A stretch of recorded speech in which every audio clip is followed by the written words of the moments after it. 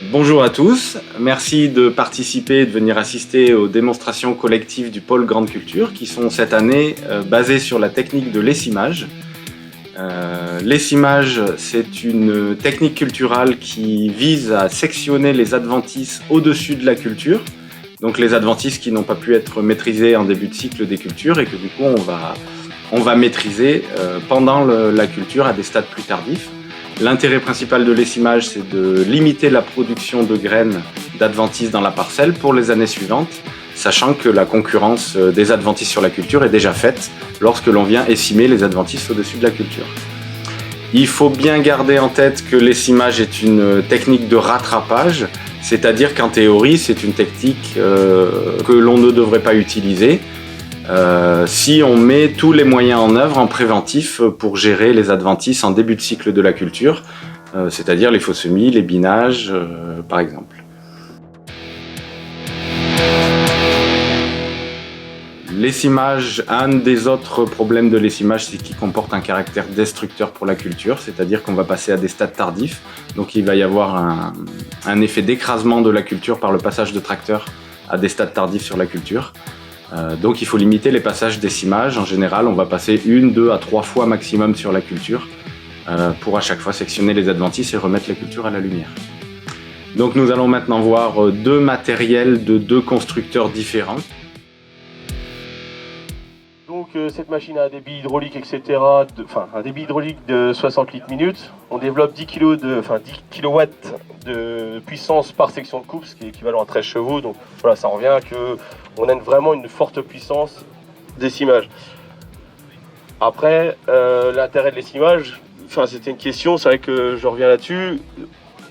L'intérêt, c'est de passer régulièrement, c'est pas de passer une seule fois quand le mal est fait. Il faut essayer de réguler la plante, on va essayer de... Je conseille toujours 2-3 passages. Ça sert à rien d'attendre que la végétation se développe comme ça. On aurait peut-être pu faire un passage avant. On voit pas, malheureusement pas là puisque c'est une parcelle de démo, mais chez vous, voilà, faut plus voir ça comme un outil qui va permettre de ralentir le développement de la matière.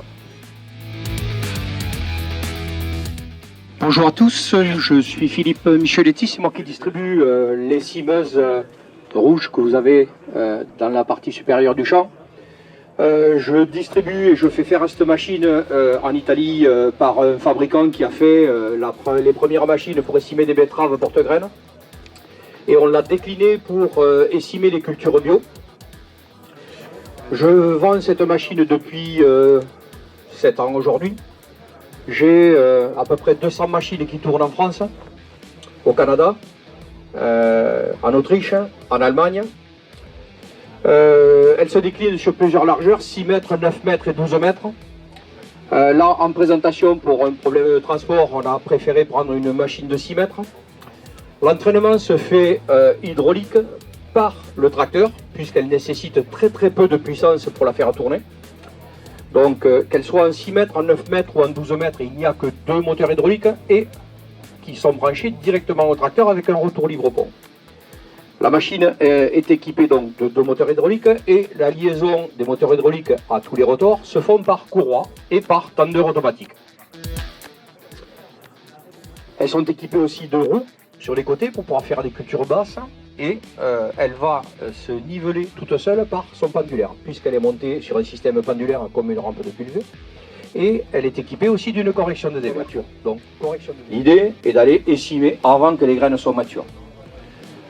On a fait des tests aujourd'hui dans toutes les cultures. Aujourd'hui, il n'y a aucune culture qui nous est arrêtée.